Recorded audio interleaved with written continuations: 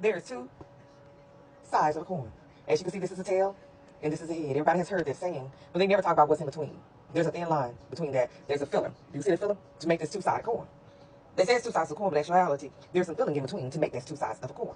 So it's kind of an incomplete statement, especially between telling the truth, telling a lie, and anything else is in between.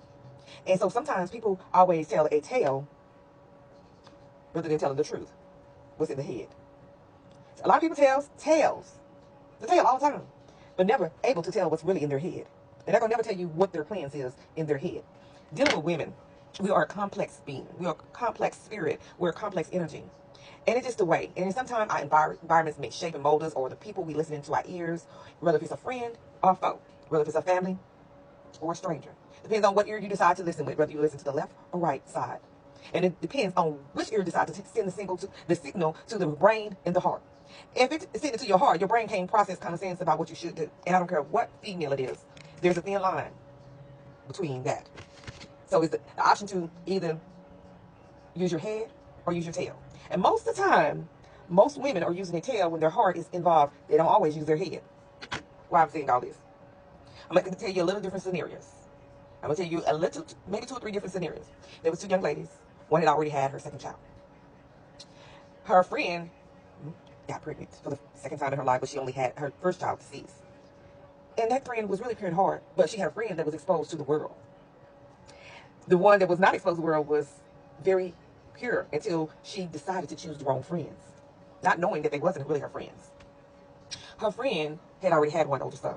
The second child, she decided that she knew who the father was, and she was never going to tell him who the father was, because her best choice was to choose the man that had the income, the man that had the stability.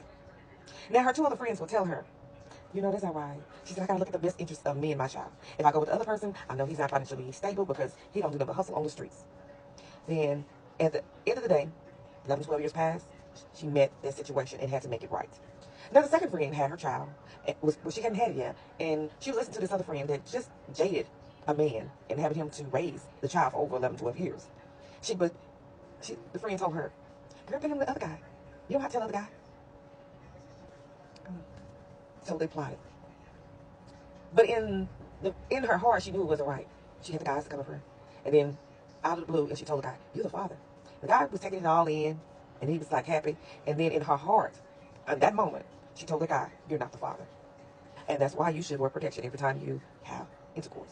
She could not do with her first friend, but it's the ideal that she still listened and almost followed for the plot as the first friend. The first friend had been getting much money under the table without going through the support system. This man was just constantly writing checks. He never doubted because he never had any chance. He never had any children. But one day he got married. And that wife said, something ain't right there. She need to try to take her kid. And the truth came out in court. See, it all depends if you're really true, which side and you want to tell. If you want to tell a tale or you want to tell a head. Now that friend that just have a heart to play the games, she just eventually went on and told who she knew who the father was. It wasn't doubt that she didn't know, but she knew he was a jerk. She knew who he was regardless. And she suffered without that father because that father chose to not be there. It wasn't that he wasn't afforded the opportunity. That's just the type of man he was molded by the women in his family. It's to abandon women. It's a big difference. So this is the third situation. A mother tells a stranger, if you're going to date this young gentleman, make sure that he takes care of, don't jump up and get pregnant by him because he has not been groomed. The difference is his father was already out of college, had several jobs, is stable. You're trying to have a baby by a boy that's 18. They hadn't even finished college, just going into college. Hadn't even found his career. Just got out of high school. What you're seeing is the materialistic world. You're seeing that he rolling in a Mustang. He dresses nice. But you're not even thinking as a female, because your family knitted and woven you incorrectly, that materialistic things usually come from the family. He doesn't have a job. The mother has a job. The father has a job. The grandmother has a job. The aunts and uncles have a job to make him look who he is. So that's whether you go with the line of gold diggers. See, people always tell you how deadbeat a man is because he can't financially tell you, because they can't financially tell you, they're not going to tell you the true reason why they think he's a deadbeat. He's really not a deadbeat. What it is, she's dead coochie because she chose a person that was not stable. See, it's more to the flip of the coin. They only tell you what they want to hear. They don't tell you what's in between, what's started in the beginning. They only want to tell you the tale. So with this young lady, she wanted to go dig for the family's money rather than the young man's money. The boy didn't have any money. So she plays it with charades for years trying to, and then when he gets in trouble, guess what? You cannot make a person no income if they don't have no status in the USA. They cannot hold a job. See, some of you all don't understand. When people get criminal records, they have to figure it out. So he's not a deadbeat. You're the deadbeat for choosing him. If a person have to wait 10 years to get a job, why are you calling him a deadbeat? If he's trying to secure income by any means necessary, and just because he can't give you a stiff chicken, you can't even provide for your own self and your own kids, how you gonna call him a deadbeat? Everything don't look crystal clear, because what all they're showing you is what they want to show you. They want to tell you a tale. They don't want to tell you that their tail matches aligns with their heart. And when it aligns with their heart, there's a lot of fakeness and a lot of lies that goes in between that. Okay, there's another scenario. There was a young lady that came from out of state. She went to college. She got pregnant. She had been sleeping with multiple guys. But she was undecisive about who the father was. She moved on, better herself, found a mate that was willing to accept her who she is. Then there was another young lady. She got pregnant. And she had slept with probably 2 different guys. The first guy she really thought it was, but it really wasn't. And so she never did say anything. She just kept silent for years, all her life. And then once the child got older, the child kept on asking, who's my father? Who's my father? Then she went to take term. Well, when she found out and did a DNA test and found out that the first guy wasn't it, she knew it was the other guy. So she had to come to terms to tell this person after maybe 15 or 16 years that he's the father. See, these are scenarios of different women. She didn't go for his money. So you're dealing with different women with different energies. She just raised her son to be a fine young man that he is today. Then there was this other young lady that was told in the beginning, be careful what you got to say about me, because you don't know what type of mother you're going to be, what type of children, or what you're going to have to endure. And I said, I'm going to tell you this. Don't jump up and get pregnant. There's a lonely road being a single mother. It's a spiritual connection. It's a spiritual thing when you're dealing with how bringing something life into this world. It's dealing with life and death in that transition of giving birth. It can go left or right. There's always 2 sides going. Meet someone that loves you. Marry them first, because there's a feeling of different feeling versus someone that's unwed versus someone wed. And you say, well, how you know? Because I've been wed before, been married before, and so I can give this advice. When you have had a child, being married versus not being married, it's a different energy. It's a different spiritual thing that you're dealing with, unless you're not spiritually in touch. So the young lady said, she got pregnant years later.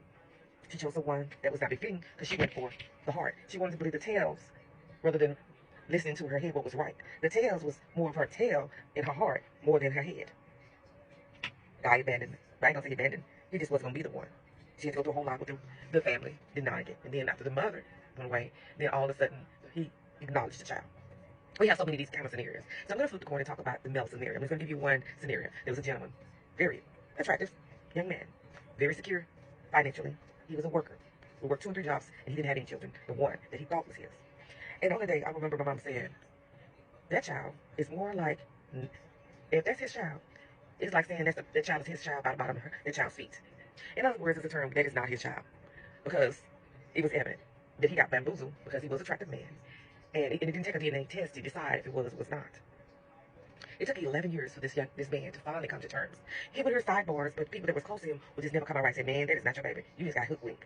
The woman took advantage of him. When I say, she would call him, interrupt his dates. They wasn't together at all. He would just do his job, pick him up, take him to the doctor, meet her at the hospital. He would do everything, give her money outside, pay the child support. He wouldn't put himself on child support.